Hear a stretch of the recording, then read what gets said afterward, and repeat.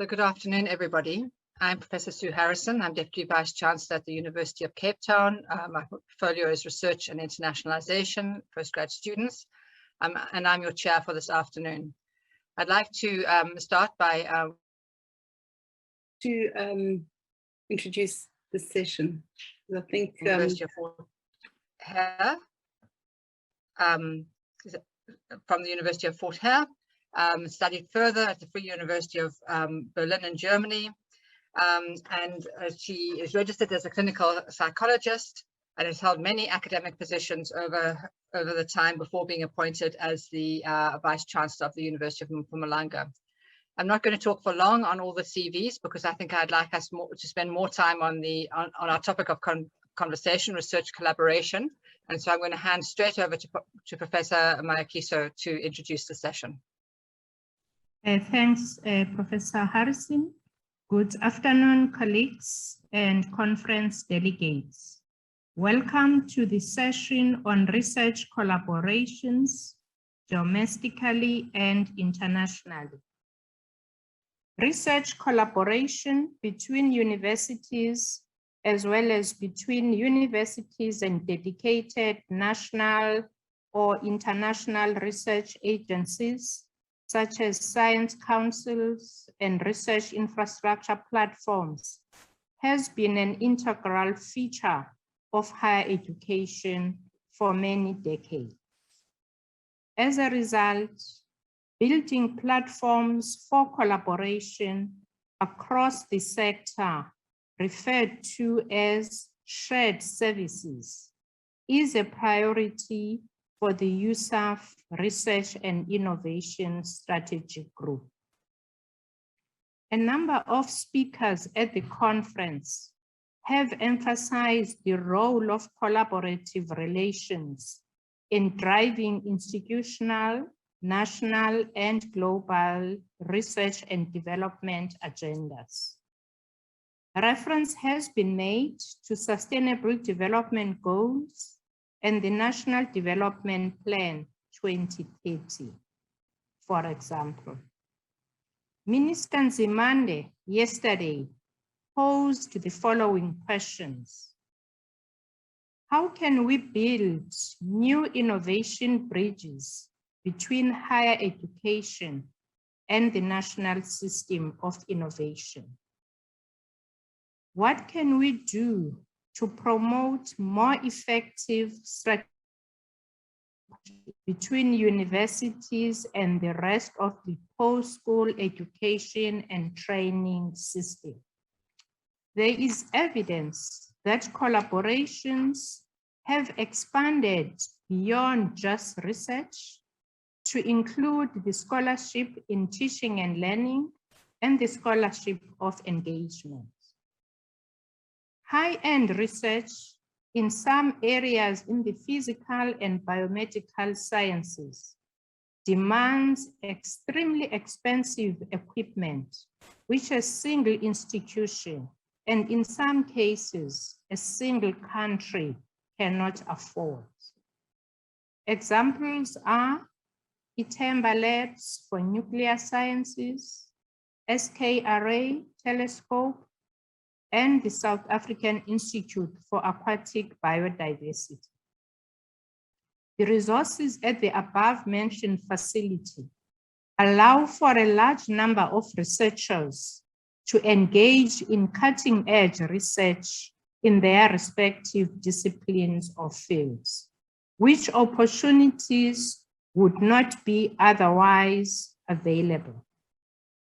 Similarly, in the humanities and social sciences, museums, libraries, and archives constitute research infrastructure platforms which promote collaboration on topics of global interest as universities seek to connect more closely with their publics, such as migration studies, climate change, museum futures, transitional justice, race and gender matters. Collaboration provides an opportunity for scholars across the spectrum of academic disciplines and combines their knowledge to develop unique practical solutions to global challenges, thereby promote interdisciplinarity and transdisciplinarity. The COVID-19 pandemic has highlighted the importance of international research collaborations. The urgency for the discovery of vaccine to counteract the deadly virus led to several parallel international collaborative drug discovery projects, some of which included South African researchers. The successful development of several effective vaccines in a relatively short period of time underlines the strength of international research collaboration. As engaged universities, which is the theme of this conference, we need to place great value on collaborations as both drivers and enablers in achieving our institutional research agendas. The importance of partnerships, which are mutually beneficial for the scholarly advancement of research agenda, needs to be understood and appreciated. It is therefore hoped that this conference will set the framework for a strategic relook at national and international collaborations, and those involving the continent of Africa. I'm looking forward to the presentations and conversations. Thank you. Thank you very much, Professor Mayakisa. And thank you for setting us on the right track on this afternoon session. I'd like now to move over and introduce Professor Ernest Aryeetey. Professor Aryeetey is the Secretary General of the African Research Universities Alliance, or ARUA. This is a network of 16 of Africa's flagship universities. Prior to that, he was the former Vice-Chancellor of the University of Ghana, and he is a Professor of Economics. He was previously the Director of the Institute of Statistical, Social and Economic Research at the University of Ghana, and the first Director of the Africa Growth Initiative at the Brookings Institute in Washington, D.C. He's held other academic appointments at the School for Oriental and African Studies in London, Yale University, and Swarthmore College in the US at various points in time. So Professor Aryeetey, we look forward to your presentation, and I invite you to begin. Thank you very much, Sue. Thank you very much for this kind introduction.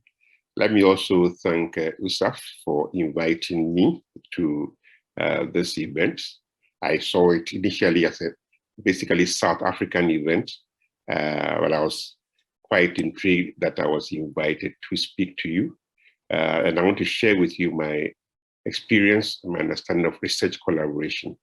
So let me begin by sharing my screen.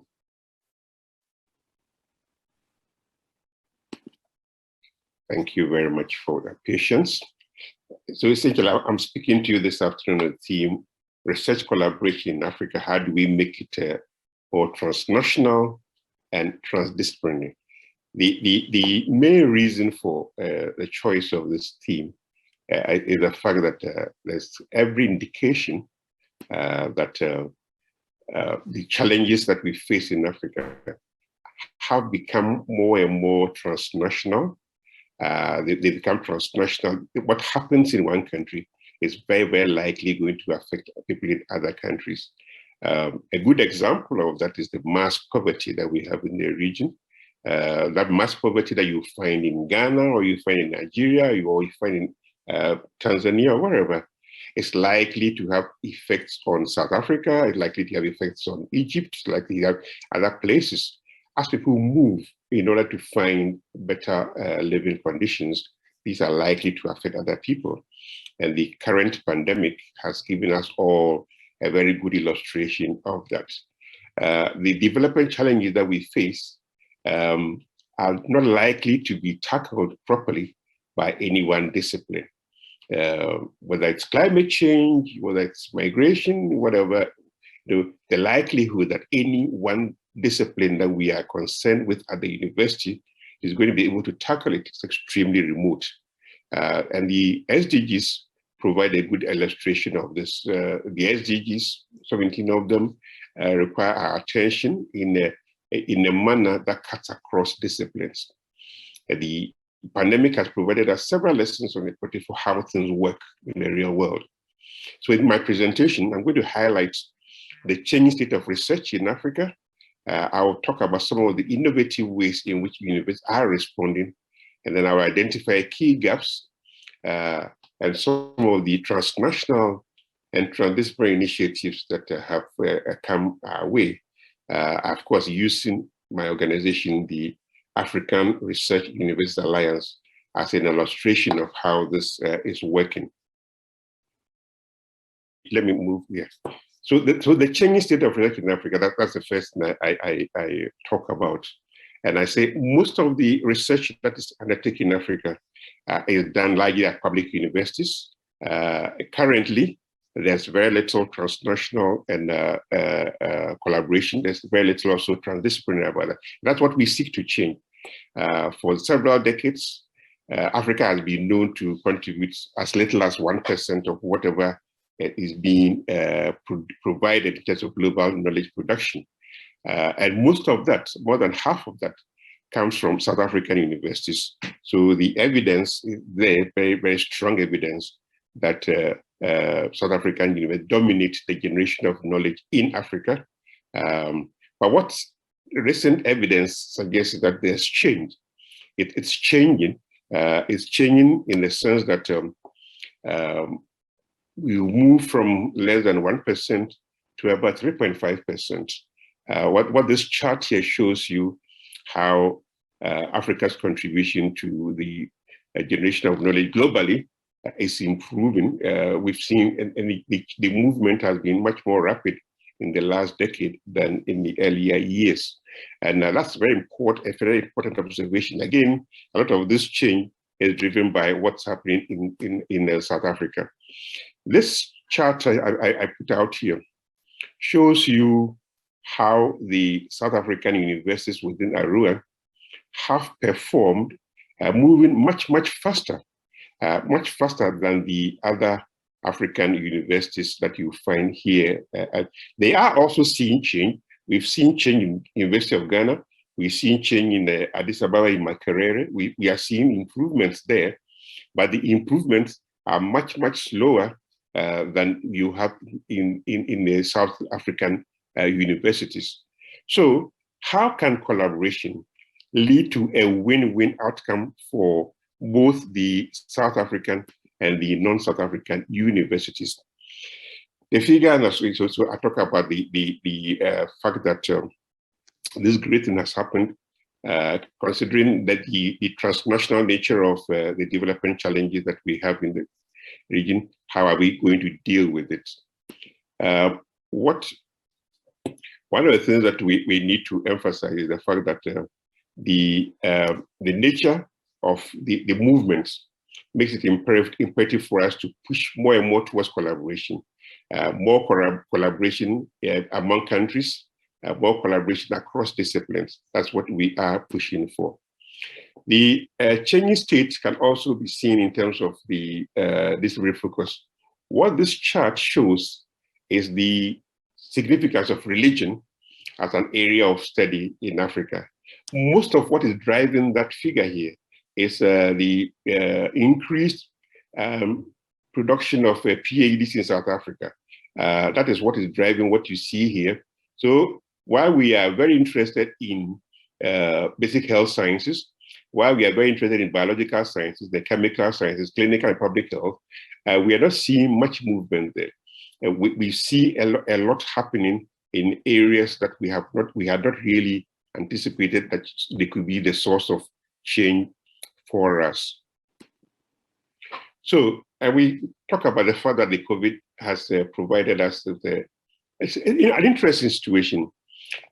We say the pandemic brings to the fore the need for research collaboration. And we have evidence of several African universities rising to the challenge nationally. many of them, including in South Africa, were able to do amazing things within their national borders. South African universities were very much noted for the effort they brought to the South African effort. In Ghana, in Nigeria, South Africa, in Uganda, Tanzania, Kenya, all of them did something that was useful. This is a snapshot of things that we saw at our universities. So in Ghana, for example, a sequencing of the genome, the COVID genome, was very much a major part of it. Stellenbosch produced face shields and the medical robot. In Dar es Salaam, they're very active in the providing automated hand washing machines and so on. So every university within our network and outside of our network was very much engaged in helping to fight. So at the national level, they were all very active. Of course, there's growing interest in how the pandemic has affected output at universities. We saw that even though they are doing something, there's not much evidence of research collaboration. There's not much evidence of universities working across their national borders and across universities to do something. But we found some evidence of a lot more written about the work being done. And Makerere University has reported a very significant increase in the number of publications since 2020, all in response to the pandemic. So where are the gaps that we would like to see addressed? We talk about the fact that African universities are gradually evolving with little government recognition. So even though they played significant roles in their nations, we don't see any evidence or little evidence of governments wanting to support their push for recognition. African governments have not demonstrated sufficient willingness to invest in discovery science.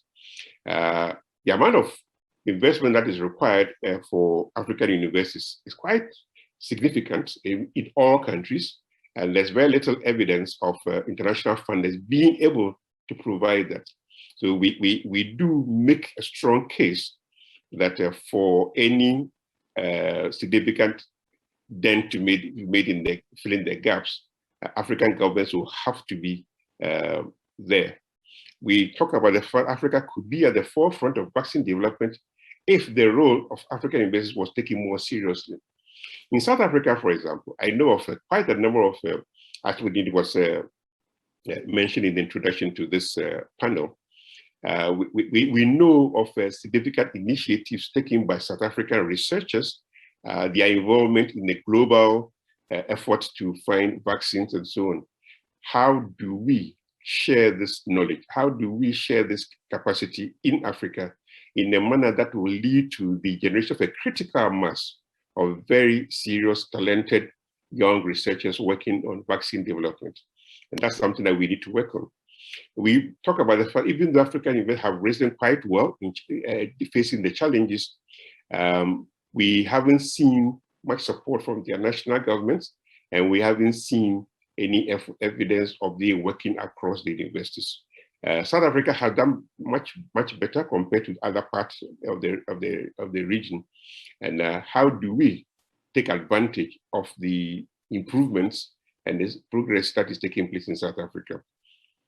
The pandemic has shown that insofar as the problem persists in one part of the region, it will soon become a problem for the rest of the region.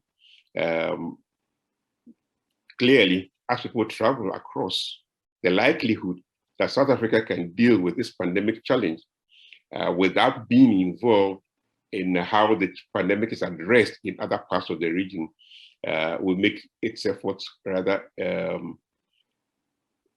futile. That's the proper word. Yeah. So moving forward towards transnational and transdisciplinary collaborations, we make the point that collaborative efforts aimed at ensuring that no part of the region is left behind seem to be a more sustainable response to global challenges than not doing that. Working together would, in our view, Sarua, lead to much better outcomes for all the universities involved and also for all the nations.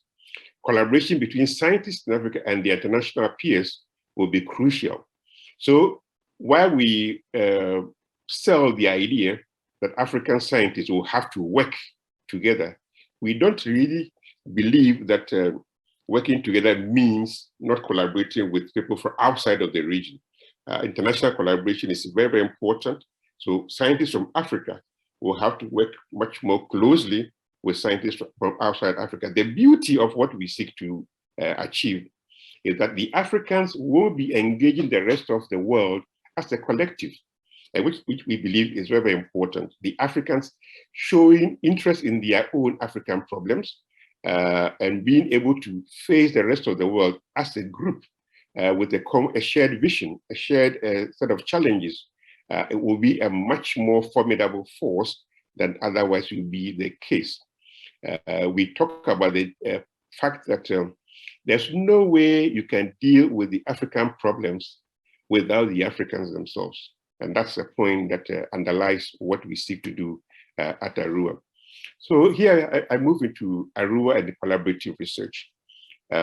Building on what I've just said, we make the point that there are hardly any universities in the region that are in a strong enough position on their own to make the desired impact. And here, I take into account the fact that we have 6 excellent universities from South Africa in our group, in our network.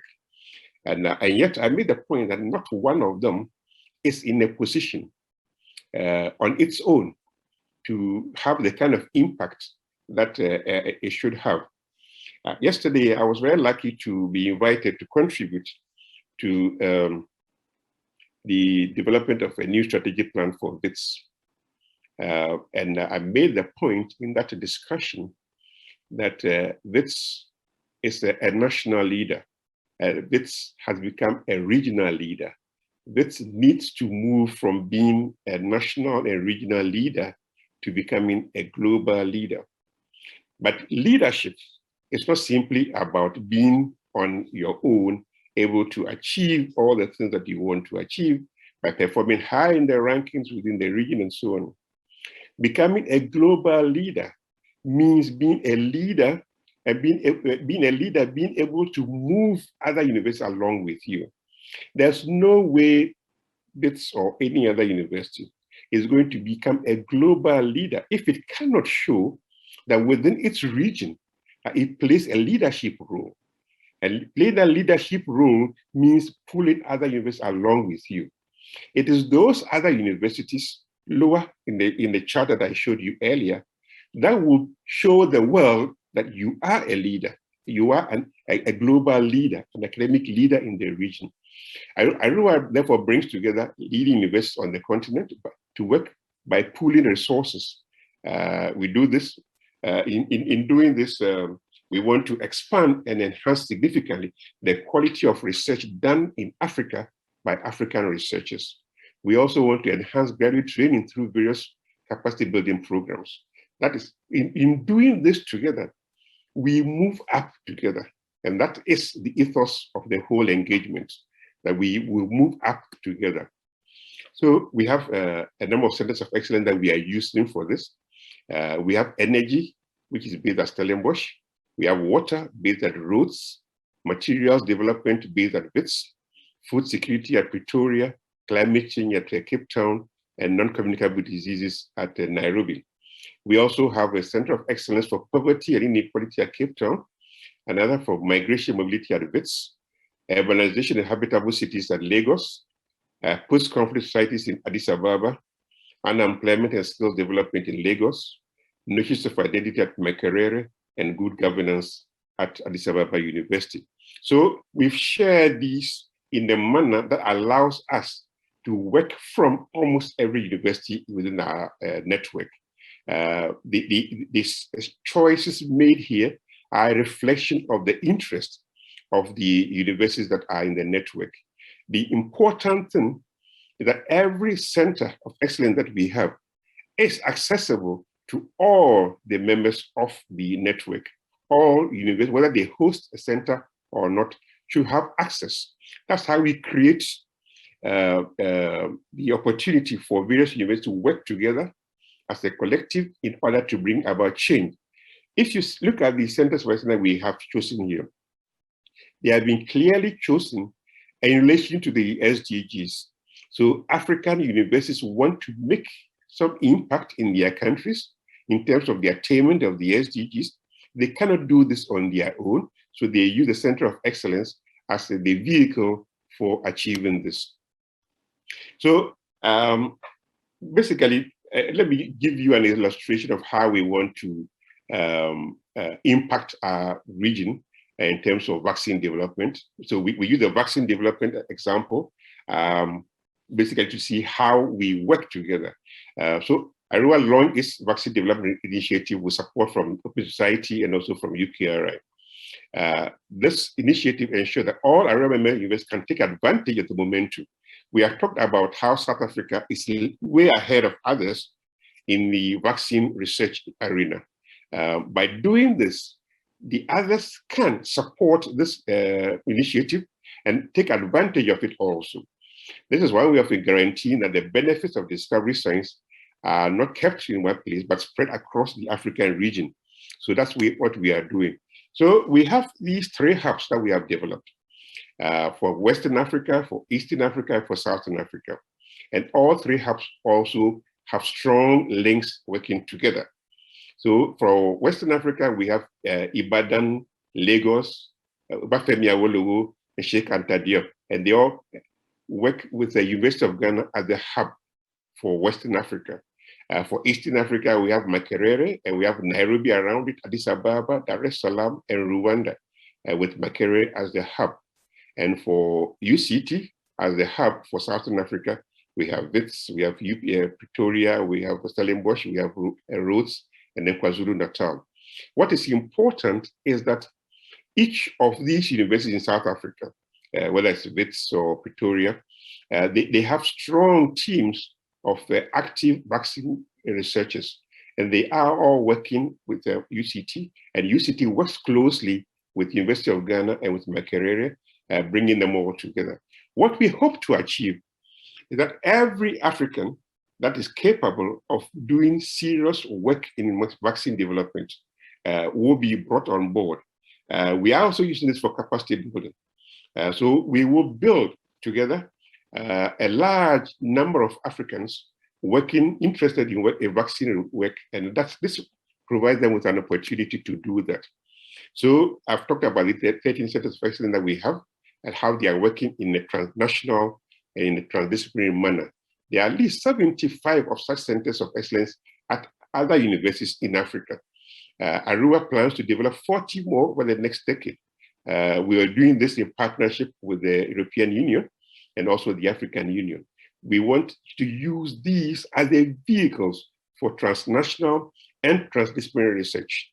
The World Bank alone has committed to invest more than $580 million to support these in Africa. So, in conclusion, research is rising in Africa with growing impact on global knowledge production. We showed that through the charts earlier, that African research is growing.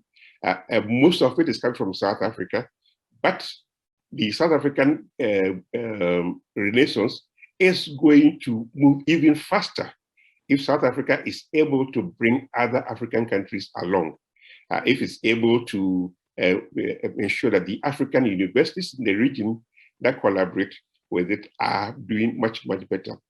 Think of a future where PhD students from South Africa are able to spend time at the University of Ghana, able to spend time in Dar es Salaam, in Nairobi, and so on. It will impact the research that they are doing. It will make their research a lot more formidable globally.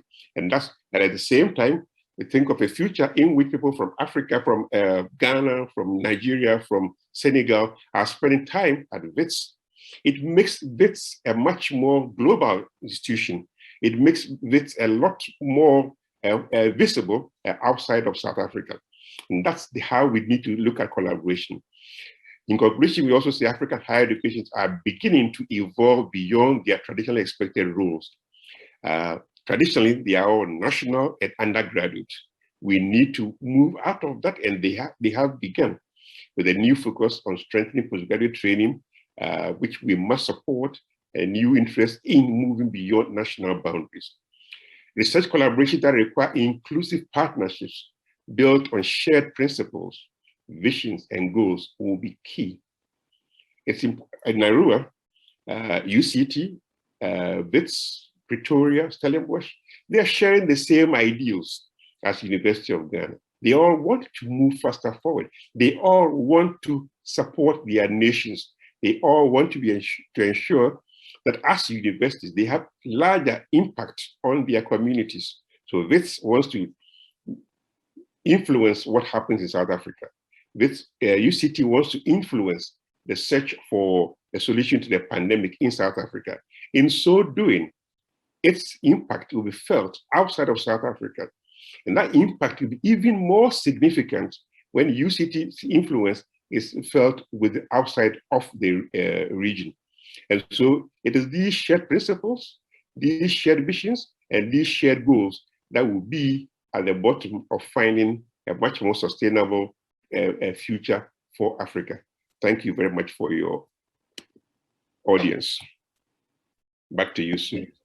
Thank you very much, Ernest. Thank you for that presentation and for the really insightful vision into Arua, which I think is such an important step forward in how we collaborate across the continent and how we work together. We really like to come back and visit a number of items of your talk as we go into the questions and answers at the end of the session. Before we do that, I'd like to ask the first of our three respondents to present a response to your presentation. And the first is Nduleni Bernard Ntambaleni, the Vice-Chancellor of the University of Venda. Professor Ntambaleni has 24 years experience in the science and innovation. He has worked in leadership and research management, has the experience of academic positions, studying at Durban Westville, and then being on the staff, academic staff of the previous Vista University on the East Rand. He spent a lot of time with the NRF, and important to our discussion today is that he was director of the international program there at a point in time. His discipline is sociology, and Bernard, we look forward to what you have to add to our discussion today. Thank you. Thank you, Prof. Harrison, and thank you, colleagues, for allowing me a few minutes to make my response to the presentation. And thank you again to Professor Aryeetey for the wonderful presentation on research collaboration in Africa, quite very novel indeed. The academic research enterprise is becoming ever more international, as is well understood that knowledge knows no boundaries. Campbell in 1969 proposed a model of science that highlights the benefits of collaboration. In this model, he argued that science is most effective when researchers with expert knowledge in different areas collaborate on a project of overlapping interest. The reason for collaborations have remained clear, logical, and have endured essentially unchanged from the original conceptualization in the early 1800s. In contextualizing my brief response to the topic under discussion, I am tempted to draw from a Venda proverb, which says, "Munemutihi autusi matutu," loosely translated to say, one finger cannot pick up a maize kernel. Now, this proverb underscores the value of teamwork and collaborations. Researchers, academics, and research institutions that embrace collaborations bring diverse experience, perspectives, expertise, and knowledge that enriches their research and also the outcomes. Research collaborations also offer increased access to an optimization of resources. When we collaborate, we share the laboratories, data, literature, human and financial resources. Whereas when we work in silos, we bear those costs on our own. By fostering collaboration, research collaborations, we are able to augment the lack of access to piece of major scientific equipments by linking researchers who may not have access to such facilities or teams of researchers working on particular application areas. Domestic and international research collaborations in our context can provide a pathway for our postgraduate students and emerging researchers to meet the established researchers from different countries. And this is a point also well made by Professor Aryeetey in his presentation. It is a well-established view that collaboration begets more collaborations. It is those who have collaborated who recognize its benefits and who seize the opportunities for further collaboration. This is how collaboration expands the possibilities for further collaboration. I now turn into the state of research collaboration in the country, also as alluded by Professor Aryeetey. According to the report titled The State of the South African Research Enterprise by Johan Morton et al., which was published in 2019, the report details the following, that amongst others, how the research collaborations in the country have increased over the years and their impact on research outputs and publication and citations. Now, those were the measures in terms of that collaborations.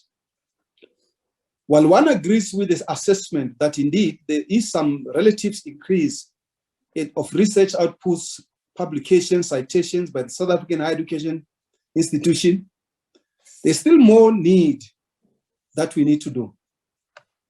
The research enterprise in South Africa is largely dominated by few institutions, while other institutions are still at the periphery. And this is a matter that needs to be changed. The outbreak of the coronavirus in 2019 has shown us the value of international and regional collaborations. The rapid spread of the COVID-19 showed the close connections between countries, with the fact that we live in a globalized world. A poll in 14 countries showed that about 60% of the respondents believe that even greater international collaboration will further reduce the number of COVID cases in their spaces. The COVID-19 era research collaboration highlights the benefits to science and society of working across the borders, cultures, and discipline. And this is something that is quite very clear in terms of how the country on the world is moving, much more as a result of our dealing with pandemic. While we pursue international partnerships and collaborations, we should not lose sight of the domestic research collaborations, and this should not be limited between institutions of higher learning only. But my point is that it should also be exposed to what we call the private sector and industry, because we cannot afford to be a sole player in this.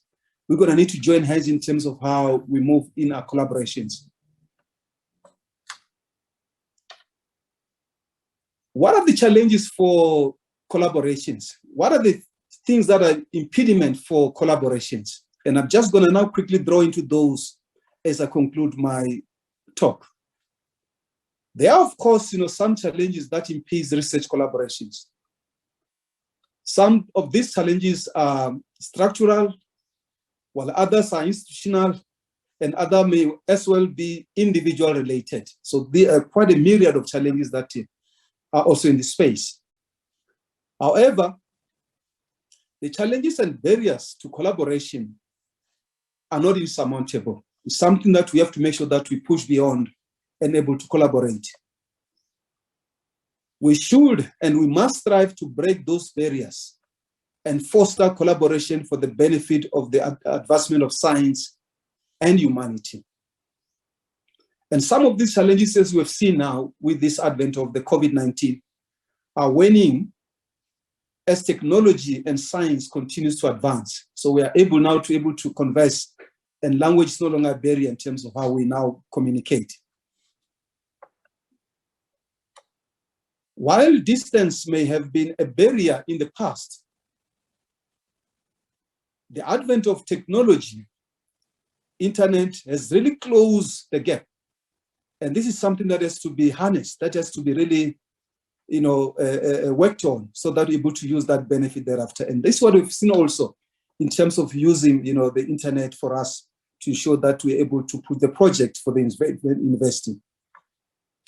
Now, after now coming from looking into the challenges, I now go back in terms of, what should the impact of funding in the research collaboration? Because our view is that, we must be able to have funding to ensure that we are able to make these collaborations happen. And it requires money, it requires investment for these collaborations to be made live. To build and maintain international research collaborations, funding is key, and that is something that is already proven. And there's a literature that really speaks to that. The promotion of the international collaborations through the support of the travel, grants for opportunities, and the participation in the scientific events that enrich the national learning opportunities and engagements are important mechanisms towards this goal. The significant impact of funding on collaboration, which is measured in terms of the number of co-authorships or publications in the peer-reviewed journals, is an indicator of impact of funding on the research collaboration. And this is the conclusion drawn by the report by Mouton et al. In 2019. So as I conclude, government, business, and industry must partner to invest in supporting the integrative international collaborations to address major global challenges. Thank you. Thank you very much, Professor Ntapeleni. Really good insights there, and a huge amount of information about how we work together in South Africa. Some good challenges. Thank you for that. I'm going to introduce our second respondent, Professor Eugene Klutter, who is the Deputy Vice-Chancellor of Research and Innovation at the University of Stellenbosch, a position he's held since 2012. Professor Klutter is also a microbiologist and an expert in water, something we hold in common microbiology. He is the Vice President of the IWA and has served on many boards of science institutes and bodies in South Africa and beyond. Eugene, over to you. Thank you very much, Professor Harrison. Good afternoon, colleagues, and thank you for the opportunity. I will be brief since the previous two speakers, Professor Aryeetey and also Professor Ntapeleni, has actually done a good job. I want to just contextualize the reason I think international collaboration and also local collaboration is important, and we have heard the reasons for that. But the one is that the problems that we face, if we look at the risks identified by the World Economic Forum, these are worldwide problems. And it was interesting that apart from global change, which is there, and apart from, of course, when before even COVID came our way, pandemics were also on the high risk category of the World Economic Forum. These are problems that cannot be solved by a single university or by a single country or even by a single continent. It can only be solved by international collaboration. So I reckon it really is important for universities to have this and to embrace national and international collaboration. At Stellenbosch University, we take internationalization very seriously, so much so I used to be responsible for that as part of my responsibility center. I was the DVC for research and internationalization, like you, Sue. But we went one step further now, and 5 years ago, we actually appointed a Deputy Vice-Chancellor responsible for internationalization. And it is a big driver of what we do at Stellenbosch University. We also embrace the networks. Funding is important for international collaboration. Professor Aryeetey has done an extremely good job through ARUA, and we are very proud to be part of ARUA. It was also alluded to by the previous respondent. Collaboration is very, very difficult without the necessary funding. However, I do think that COVID and technology has made the world a much smaller place, and we should embrace that. And I agree there with the previous speaker. It's not difficult to get groups of people together. It's carbon friendly, and also it comes at a very low cost. But I do think it is important for universities to embrace internationalization. So for us at Stellenbosch University, we participate in these networks like Arua. There's one that recently was launched through the African Union Development Agency, the AUDA NEPAD network, together with the CSIR.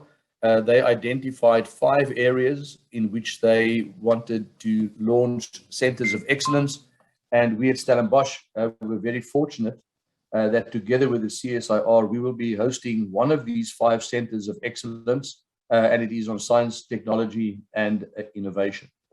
But for us, we intentionally drive internationalization for the sake of our students, also for the sake of our staff. We have approximately 14% of our students are in fact international. Of our 374 postdoctoral fellows, 50% of those are international, coming from 132 countries. And there are really a number of reasons. I'm not going to go into all of these reasons. You see the rationale there. There is the vision to be a role play within higher education in Africa.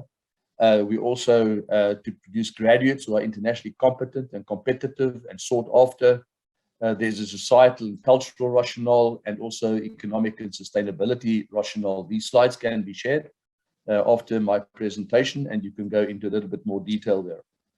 We also have a program which we call the African Doctoral Academy, and we've been running the African Doctoral Academy for the past 10 years.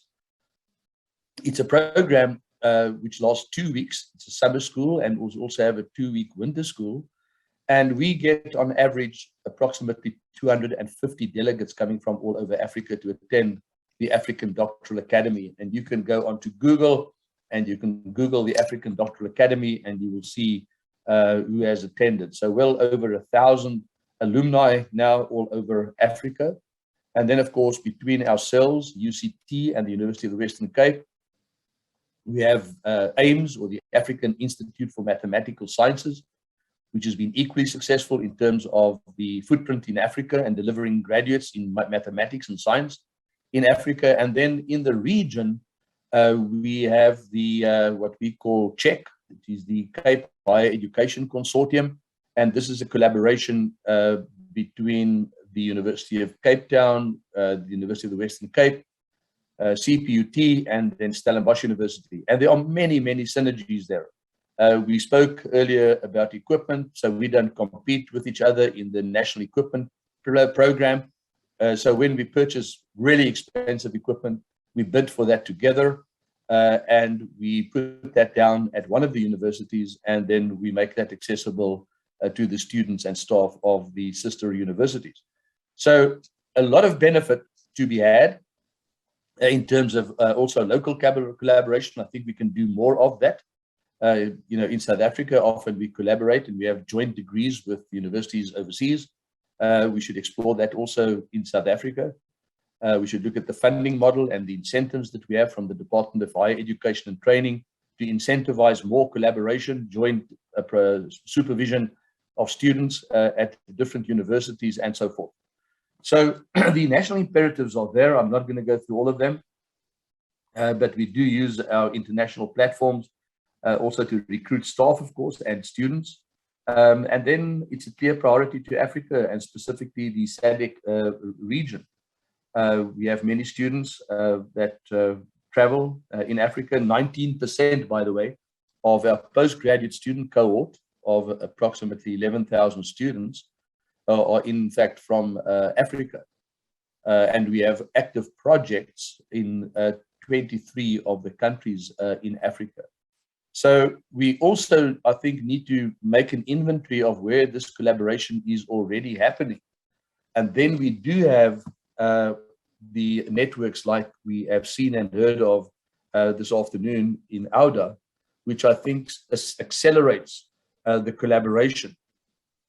And that is also accelerated, and Professor Aryeetey has been extremely successful in getting international funding to support the universities and the 13 centers of excellence that he referred to there. So very big support from my side for internationalization and also for working and collaborating also locally and on the continent. And Stu, with those few comments, I'd like to end my presentation. Thanks again for the invitation, and I'm looking forward to the discussion. Thank you very much. Thank you very much, Eugene. Great, and lovely to have the examples from a particular university for us to build on, and how we work with those across our universities. Thank you for that. And our third respondent is Professor Phuthi Ngope. Professor Ngope is a senior professor in physics from the University of Limpopo. He holds the Saatchi Chair in computational modeling of materials, and has been awarded the Order of the Mapungubwe by our president. Professor Ngope, we look forward to your response here too. Thank you. Oh, thank you very much for the opportunity to make a presentation in this important forum. And I would like to thank Professor Aryeetey for outlining the topic that we are discussing on collaboration today. I'm going to speak as a layman on the ground.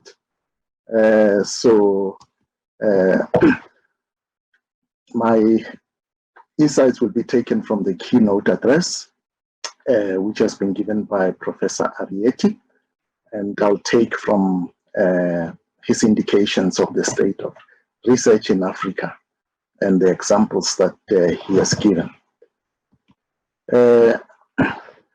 Well, there's a comment on the change of state of research from 1 to 3.5, mainly from South Africa.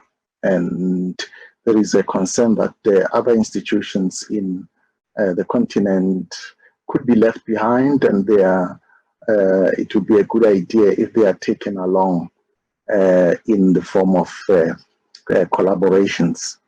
And one of the examples that I would like to cite of opportunities that are made available to different institutions, for example, to help emerging researchers, is somehow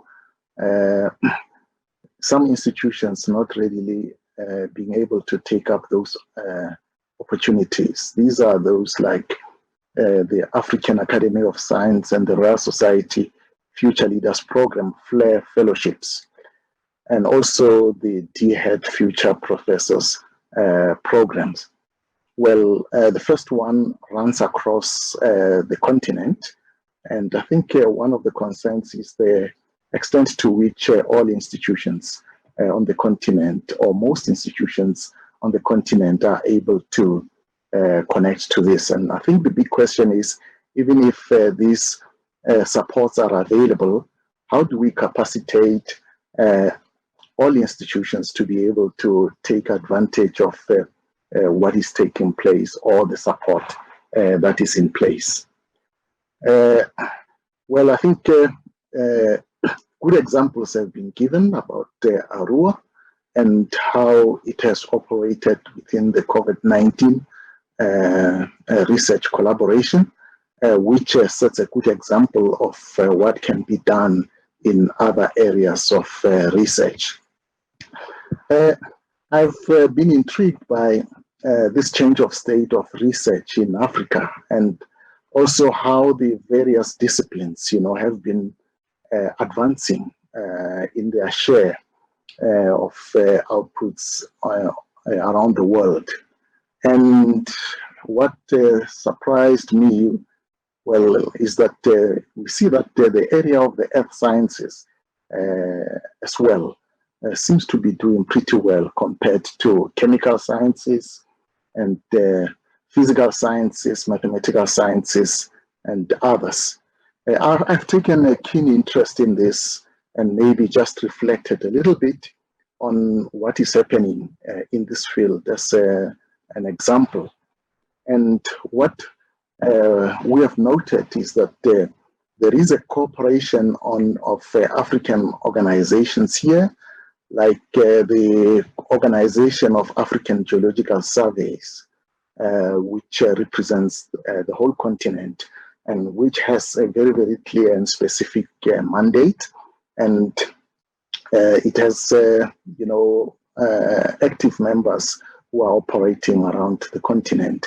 And one of their big motivations is to map their countries to the right scale with support from the World Bank, the European Union, etc., except for South Africa and Nigeria, which are thought to be strong enough to be able to support their bases.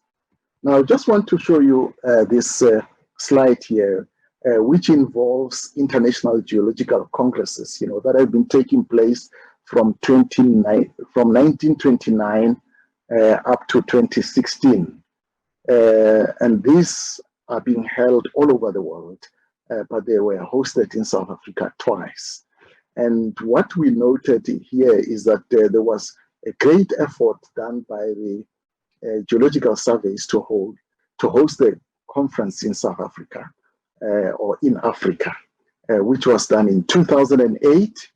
And there was a handover from Australia to South Africa in 2012, where the theme in Australia was to deal with geohazards.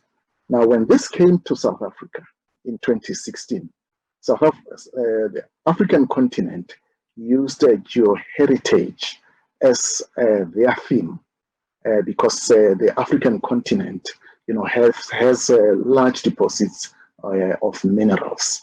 And for that purpose, a special book was written on Africa's geological sites.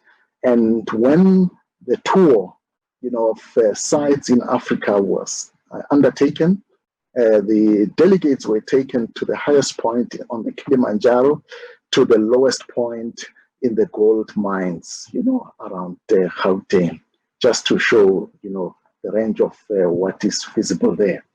The outcome of this conference, or at the conclusion of this conference, was that there should be a very strong legacy left from an educational, geoheritage, and geotourism point of view. And this happened in 2016. And universities, have been engaged in this process, and they are moving along with the Geological Survey and the mining companies and the Chamber of Mines in this process. This is a very first important point because this is the strength on Africa, the heritage, that we have. But this moves along the value chain into things like mineral processing, water and environment, beneficiation. The big topic after the COVID-19 now is the topic on climate change and how the materials for renewables, can be accessed. Most of these are lying in Africa, and the collaboration and working together can sort of play quite a unique role, because the whole world, in order to promote, decarbonization of transport, are looking forward to raw materials that can make this happen. But this is within the access of Africans. So this is one area where, the universities can sort of play a leading role, especially because of the momentum that has been gained, in the last decade or so in this area. Well, I think looking at this again, realize that there is a section on multidisciplinary sciences that is appearing to be also emerging.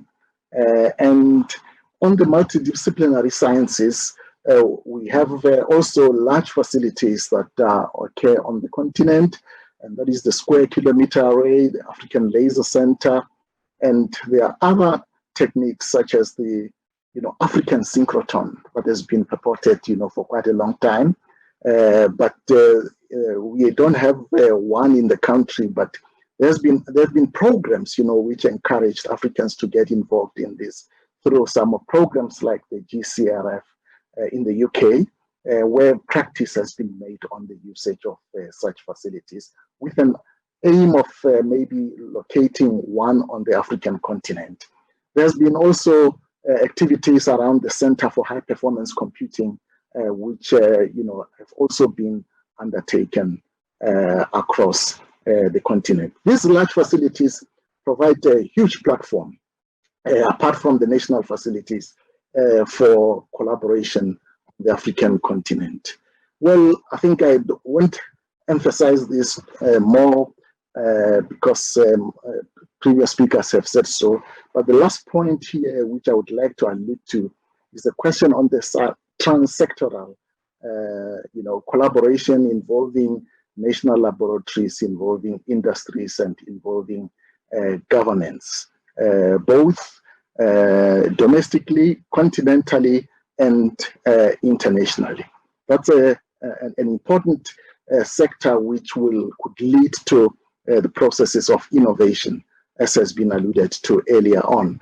I'm just giving an example here of some activities which are going on at the University of Limpopo in the area of batteries, where we start with simulations and do simulations from small particles until large particles and try to mimic what happens when you charge and discharge a battery and what can break up inside the battery, and use simulations to identify all the problems that are there before we go back into the laboratory to synthesize this battery material. But after synthesizing them, we have a pilot plant where we scale up activities, which will ultimately land in the production plant. But all these steps that are here, they involve collaborations, locally and internationally, and also with the production companies, around the world, in order to be able to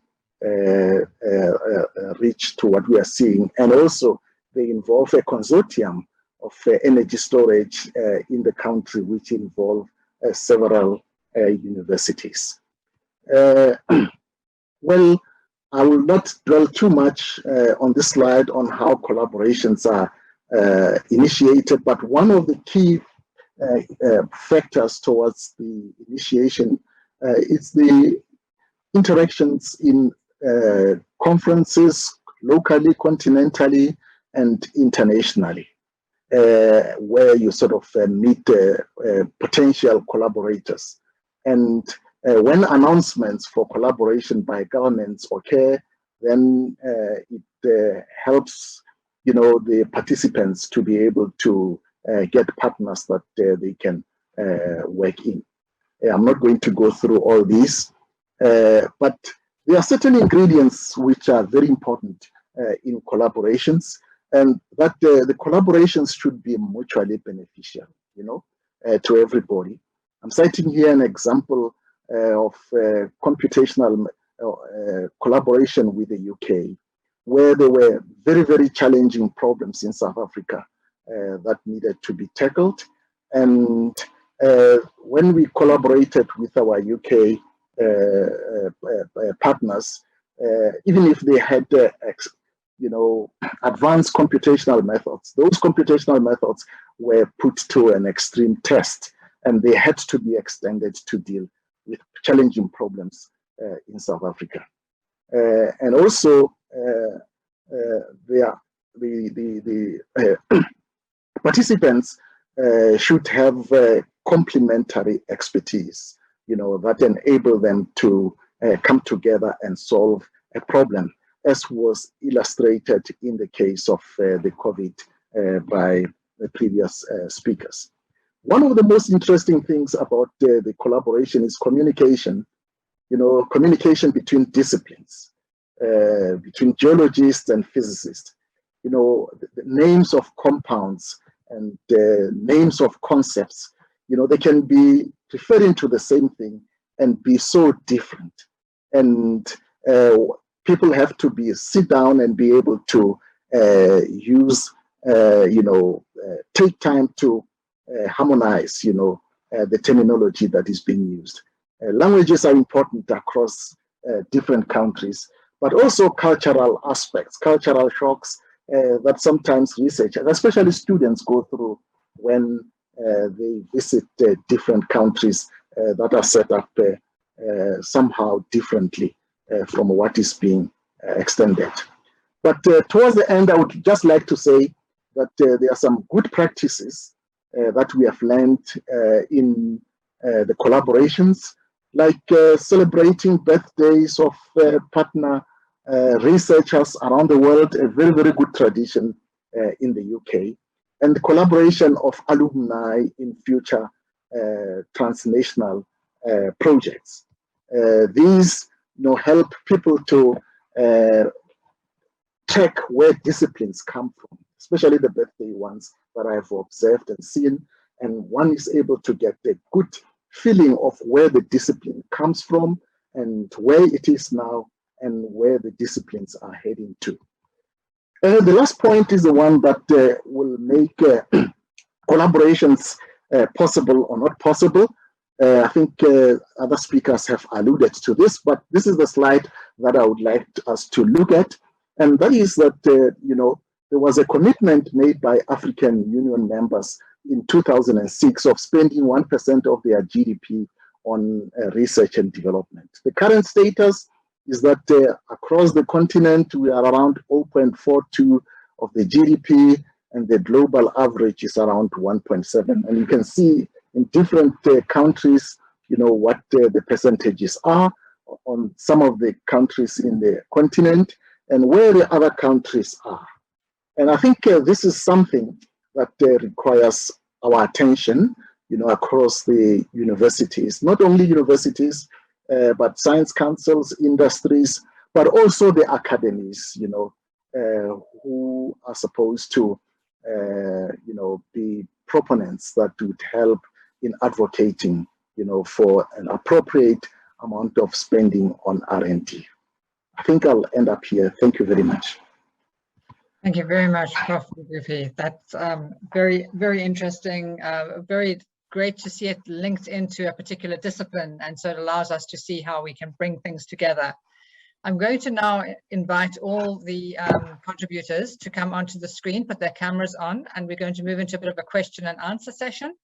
And I'm going to remind the audience, please do feel free to place your questions in the question and answer so that we can bring you into this conversation as well. I'd like to start out with a question from the audience, which I'm going to target towards Ernest to begin with, but then move on from there. And this is that one of the comments that Professor Aryeetey made was that you can only really excel as a world-class university if you bring other universities along with you. But when I look at the vaccine hub in South Africa, it is still the research-intensive universities who are present there. So how do we move on from here? That was not quite in the same words as the question, but more or less the spirit. And Ernest, I'm sure there's a fairly there's an answer here around the network, but I think it's a really good question as to how do we move from having South Africa's strong universities involved, for instance, in the vaccine hub or similar things, to acknowledging the work of other universities in South Africa. I'm going to ask Ernest to start out there, but then I'd also like Prof. Bongiwe to come in, because you also referred to how we bring different universities into the collaboration space. Thank you. Thank you very much, Sue. I think it's a very, very important question. One of the things that we in Arua have agreed, and it's a basic principle that we're working with, is that we should not be seen as working in isolation from everybody else. So we encourage all of our universities, whether in South Africa or outside of South Africa, to engage with other universities.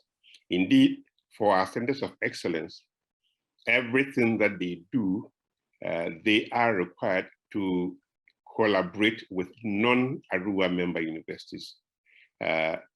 One example is at Stellenbosch, we have a Center of Excellence on Energy. And that Center of Excellence on Energy has collaborators who do not belong to any Arua University. They are people from Western Cape working with the Center of Excellence. Similarly, the Center of Excellence we have at WITS working on migration has people involved from University of Zimbabwe, even though Zimbabwe is not there. So we do encourage, and in some cases require, that our members work with non-Arua member universities. In the specific case of vaccine development, I know that the people who lead it from both UCT and WITS have been working with other South Africans who do not belong to any of these universities. And so there is no door shut to non-Arua members. We welcome everybody so long as they can contribute to the work we are doing. Thanks very much, Ernest. And I'm going to hand on to Prof. Ngopi now. Prof. Ngopi, you mentioned that it can be difficult to bring these collaborations together across universities. So maybe you could contribute in here as to some of the tools that we can use to bring universities in that maybe feel they aren't being brought into collaborations as much. Thank you. Thank you very much. I think initially there was a case where universities were classified or put in different categories where it was actually easier to collaborate with institutions abroad than to collaborate with institutions within South Africa.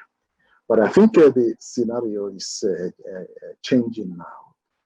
I've seen a number of projects, even within the energy storage consortium, where you have each institution coming to the party with its own expertise and strong points, and they are able to sort of come together and identify their positions and go on.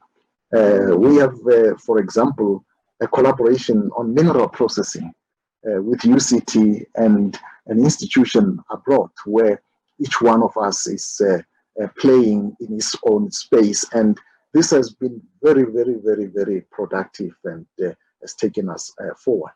But I've alluded particularly to some of the universities being able to take up opportunities that come up, like the DHET Future Professors, as I've done, and also the FLAIR programs. I think for some of the institutions, to pick up those opportunities, I think that requires more of internal support that needs to be better aligned to enable the younger researchers to come on board. Thank you.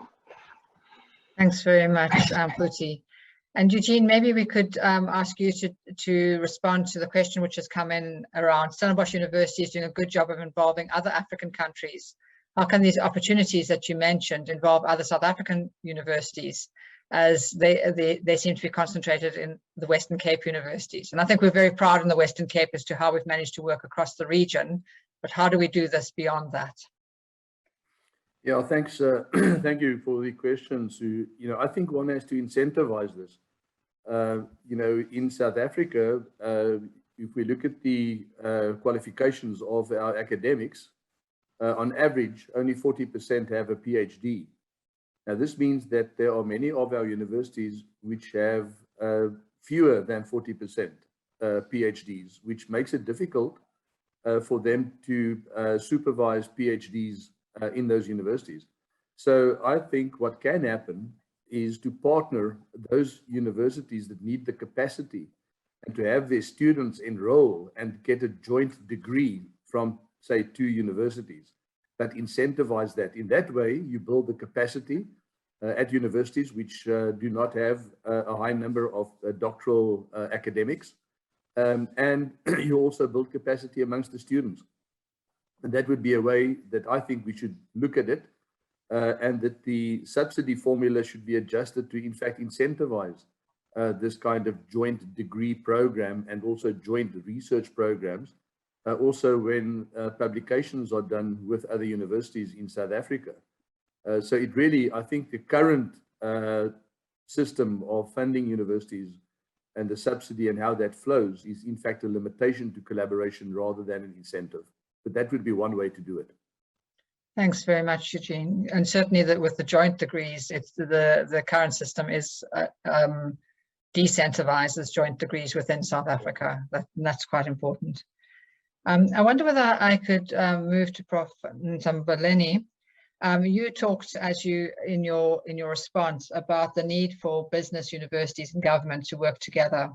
And Prof. Aryeetey talked about the importance of governments taking, recognizing our research and actually contributing to it. But the real question is, how are we going to do this? How are we going to, what do we need to do, and how are we going to get that connection to come together of government, business, and universities, building, and there are collaboration, there is interaction, but how do we strengthen that in South Africa and in Africa? Thanks, Ben. Thank you, Prof. Yes, I think my view around how we ensure that we are able to get government and business and industry to really come on board with the higher education institutions. My view is that universities are supposed to be in the public good space, wherein we should be concerned by that which worries government, that worries business and industries. So in other words, we're going to need to make sure that we are geared up to able to align our curricula with what the county governments and business are really grappling up with. Now, if you've seen a lot of funding that has been made, in the recent past, it was made by what we call these NGOs, and they sort of force an agenda because they've got an area that they want you to really, go. So they promise you money to say, if you go this area, we're able to fund you. So my view is that, as higher education institutions, we're going to need to really align ourselves in terms of the government needs, in terms of us addressing those, and also the business and industry, because I want to believe that, those business industries, they are having challenges, and we are in a center stage to be able to address some of those challenges. So in doing that, we might be able to ensure that we are able to partner and able to really unlock the funding that we really require. Because of course, the funding that comes from the department alone, I don't think will really be efficient and sufficient enough for us to do what we need to do. Thanks very much. Thanks for that. I'm just going to go to one question, one very specific question which was asked, and that was, do the African ministers, committees and networks in the various sectors such as education, science, etc., still meet to discuss Africa's challenges and solutions? And I wondered whether maybe Ernest or Eugene, or actually anybody on the call, could speak to that, to how this happens. Thank you very much. I know there's a regular meeting within the African Union. They have meetings of education ministers. They have meetings of science and technology ministers. There is a commission responsible for science and technology at the African Union, and that provides the framework for these meetings. Don't forget, they are working towards Agenda 2063, which provides for all of these. I think Eugene mentioned in his presentation the African Union Development Agency. So the AUDA is providing an important framework which can be used for looking at some of the issues that we are discussing. Now, as to whether in practice they yield the kinds of outcomes that we are looking for, so far we haven't seen that manifested in national spending on higher education, national spending on science and technology, for example. They have set themselves fairly significant targets, and I'm not aware of any country in the region that has come anywhere near meeting those targets. So yes, there is a framework, there are meetings. I'm not sure of the outcomes. Great, thanks. Do you want to contribute, Eugene? Thank you, Sue. I know Ernest has done a good job there, but in the Center of Excellence that we're involved in, it's not going to be focused so much on research, but on identifying technologies which can be translated quite easily into the needs of the different countries in Africa. So that's a big difference there. And so we have embarked on within AUDA, of course, within the CSIR and also Stellenbosch University, and we'll bring other universities on board to say, and we have identified about 40 projects which are low-hanging in terms of being able to translate into real solutions for Africa. And now, of course, it is a matter of taking these back to the ministers of those particular countries that articulated a particular need for them to take up the challenge of implementing these solutions. So it is leapfrogging a lot of the research by bringing practical solutions to the fore in a short term rather than 5 years down the line. And of course, that research is important, but that is not the focus of these centers of excellence. Thanks very much, Eugene. And we're seeing a lot of space now where we're needing to link the research to the application and the short term to the long term. So I think that's a really interesting space. Just a comment there as well. Oh, please do. It's put in. Yes, thank you. Yes, I think on the issue of the amounts of the percentage of the GDP that is spent on R&D, which was raised in ministries of science and technology in 2006, 2007. I once sat down with some ministers, in the continent who are related to this, and after 10 years after that, to say, but what is it that makes it difficult for this to be achieved? Well, one of the indications that they gave was that, whenever there is a change in government or anything, those plans, that were initially put also change. And so an approach of adopting a very long-term view and how it can sort of transcend, different occupants of those ministries is quite important. But what I've noticed recently is that there is an increase in the amount of funding that is made available to the geosciences. And what makes that is the concerted effort, by the various surveys to show the importance of mapping their countries appropriately and how that is connected to economic activities. Thank you. Thanks very much. And that leads directly into my next question, which I'd actually like each of our contributors to talk to. So Phuthi talked a lot about how the geological mapping had really been a catalyst for bringing people together. And we know we've actually got a lot of collaborations across South Africa in sort of minerals-based, geology-based work. And we could see in this slide that started way back at the beginning of the last century, that kind of interaction. And then Ernest talked about COVID and our work for the vaccine and how that sort of pulled together a togetherness and a together working across a whole bundle of universities. So what do we think that some key topics are that could really, what are the key initiators and the key topics that come out of those that really could be important for and low-hanging fruit for us to drive towards collaborations that are really impactful, both in South Africa and Africa. There must be a few places that really, if we focus and we focus jointly, it could make a huge difference. I wonder whether Bernard would like to, actually it looks like Eugene would like to start. Eugene, would you start? And then we'll go to Bernard, and then we'll go to Ernest, and then to Phuthi, and then I'm sure our time will be up. So it's sort of 1 minute each, and this is towards the end. Right, okay, I'll be very short. I say universities are places where we create a wealth of knowledge, and we need to apply the wealth of knowledge to societal benefit. And I use wealth deliberately here because I use it as my acronym for my research agenda that I think we should have in Africa and in South Africa and in the world to a large extent. So let me run through the wealth acronym. The W is for water, E for energy, and particularly renewable energy. The A for agriculture, because with that comes food security. The L for land and how we use our land. The T for technology, and H for health. So those things are really important for us. If you take any one of those 6 things away, you are poor. in one way or another. But of course, the W is also for empowering women in Africa. The E for energy, but also for the economy, for education, for employment and equity. The A for agriculture, but also access. This is access to health, access to education, economy, and so forth. The L for land and leadership, T for technology and transformation, and the H for health and housing. That's my agenda. That's what I think this is what we should focus on in Africa. Thank you.